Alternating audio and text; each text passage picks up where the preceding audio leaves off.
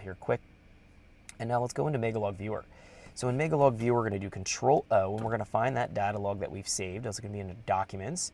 It should be under Haltech, and then it should be Data Logs, and then we'll find here EPA FD RX7, and then we should find here Driving Log 1. I'll let that load up here. So that log, that's going to be the log file right there.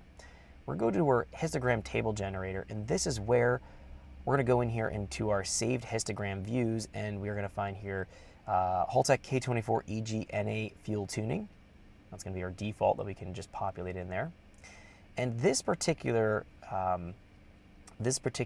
table here, this is based on fuel load, and we were doing that based on throttle position. So we need to go and actually change that to suit this particular table here, because it is going to be different. In fact, we might have to go and configure this completely different. Let's go and take a look at this real quick. Let's just view our axes here in our main table to make sure that these are going to be the same.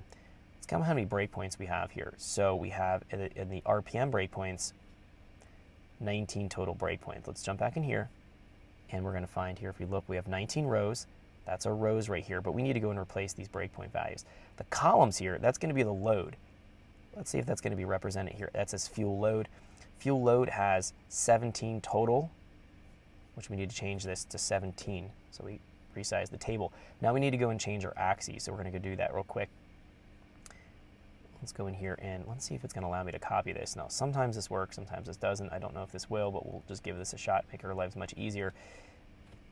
Copy this, and we'll see if it allows us to paste right here, but I don't think it will. So, oh, that looks like it works. Okay, so I did the RPM.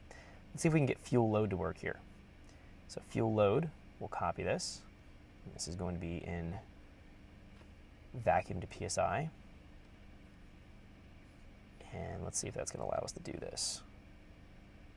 Apply. Now we're finding that it inverts when it's copying and pasting. So we're finding down here at the bottom, this should be the highest vacuum. This is actually boost. It's going to be the opposite effect as it's pasting, so it's not going to allow us to do that, unfortunately. So what we're going to have to do here is manually scale this by hand, which is a little bit annoying, but let's just do this so we can do our overlay. So the first point here, it's actually at -23. I can copy and paste some of my values here. I can go, it's just, again, just kind of inverting and flip-flopping this. I don't know why it does this backwards. Every engine management is a little bit different, allowing you to copy and paste the data here across these. So we're just going in here and just doing copy and paste from this side to this side. We're just building out our histogram table generator here so we can just match up the different points for the overlay. So let's look at this here. All right, so that's at -3, 0. So now we're finding here these values. Let's see if it's going to allow me to copy. I don't think it's going to allow me to copy and paste just that. We'll see if this allows me to do that. It does that backwards. So we're going to have one here at 2, 5. Again, I'm just looking at what we have here. 8. Everything's inverted. This is 16, 20, 24, 29. Again, we just have to do this quick.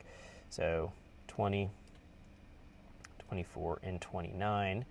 Let's apply this, and we'll click close. Now it's doing the overlay properly based on the vacuum we're in.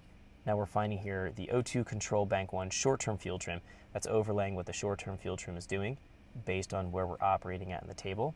And we have fuel load and our x-axis, and the y-axis is engine RPM, which should be correct based on what we're seeing here. So the axes that we have here, so we have RPM versus load. Now you can configure tables in all kinds of different ways. We just want to make sure that we are sticking to the same. So reviewing this, if we're kind of taking a look at our data here, this is averaging the short-term fuel trim over the driving cycle of 10 or 15 minutes. We're noticing here at the light vacuum columns, -23, -20, -17, notice that my values here are showing a higher negative value. Now, as I was looking down and looking at my correction going on, I did glance at that short-term trim. I was noticing the short-term trim was much higher than this, but because it's taking the average data, and as I was just mentioning before, the proportional gains weren't quick enough at some points in time to get the short-term to react fast enough to show that it was trying to take out maybe 10 or 20% fuel. It wasn't capturing that in the data logs, but I was seeing the discrepancy. Thanks for checking out our teaser clip. If you want to see the rest of this video and more than 500 hours of current EFI training we have to offer, make sure you click right here. If you want to go and check out more teaser clips from this training course, click here, and you don't want to miss any of the videos we're going to be releasing on this channel, so make sure you subscribe and click here. Thanks for watching, and I'll see you guys later.